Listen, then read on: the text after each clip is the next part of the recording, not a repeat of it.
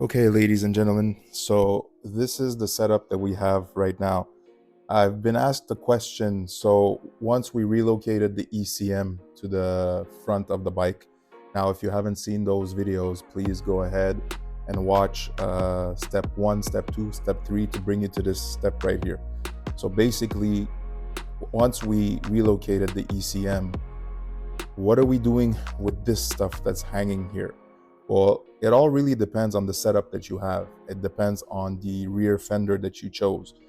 This client here opted for the round fender, and the round fender has a little bit of room inside to be able to wiggle these things in and secure them properly so that you can have only your ECM to the front. But if you weren't going to go with that setup and you were going with a different fender, then you could also relocate all of this somewhere else, where we're going to show you in another video for another type of setup. So this is the fender that the client opted to go with, all right? And this fender, as you can see, goes and attaches here to the bike.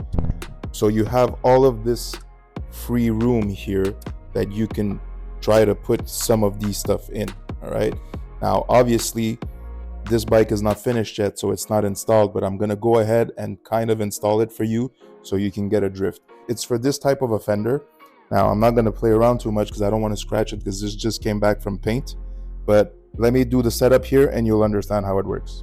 So guys, obviously this is not how the setup goes because we're still not finished with this build, so I don't wanna go ahead and install everything. It's just the reason why I'm doing this video right now is because I have some people commenting and asking, so what do we do with the rest of the wires that are here? And I just wanted to show you that it really depends on your setup. So as you can see, this fender would literally just go lower here. We can't do it right now because we're not done with this build, but just wanted to show you that, as you can see, this goes like this, all right, a little bit lower, and some of these, well, actually all of these components will fit in the back of here, all right? So we're gonna go ahead and show you different types of rear fenders and different type of setups.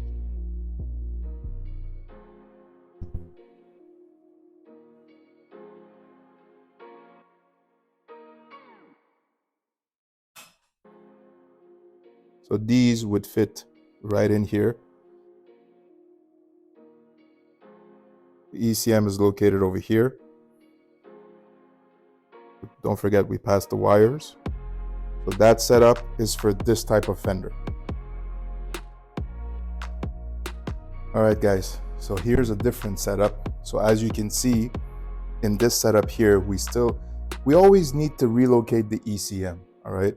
But as you can see, we relocated the ECM like we did in the video about relocating the ECM module, which is right here. We put it up here. Now, as you can see, we removed the expansion tank, which is the overflow of your radiator. And we went ahead and installed this, which becomes your overflow. And we relocate the honk. So it's not really complicated. It's just a small little module to honk. So this setup here, what we have is we have your fuse box and stuff, your alarm system that is located over here. And by removing the expansion tank, we liberate all of this space so that when we put our airbox cover here, then we have all of this space. But there's also another way to do it if some people don't want to do the expansion tank. And by the way, guys, don't worry about it because we're also going to show you how to do this. It's very easy to do. It's not hard as long as you're guided through the steps like we did on our other videos. You know, everything is doable if you're a little bit handy, and at the same time, with the right guidance, we're going to show you how to do these mods so that it's done the proper way. So this would be the second setup if you want to go with this style of a rear end, okay? The other video that we did already is for the rounded fender. So as we saw it, there is room inside the fender to put some electronics. Now let's go to the third setup. All right, guys, so now here's a third setup for the same kind of rear fender, the triangular motion. All right, so we still went ahead and relocated the ECM, as you can see right here, but instead of removing the expansion tank, the expansion tank is still there. We haven't moved it. What we did instead is these type of rear fenders come with a metal bracket that goes right on top here. All right, once we install this, what we do is we put all of our components, electronic components, underneath, and we zip tie them and we put them neatly under the bike. This doesn't rub, it doesn't hit.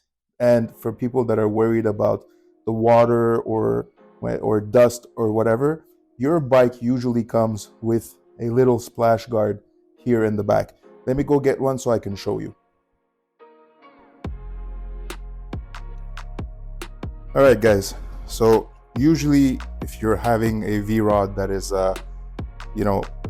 probably more in the recent side, we don't really work on the older models. We've only done a couple, and I've noticed that they all have this. So this little thing here is made to go right here under your fender, all right?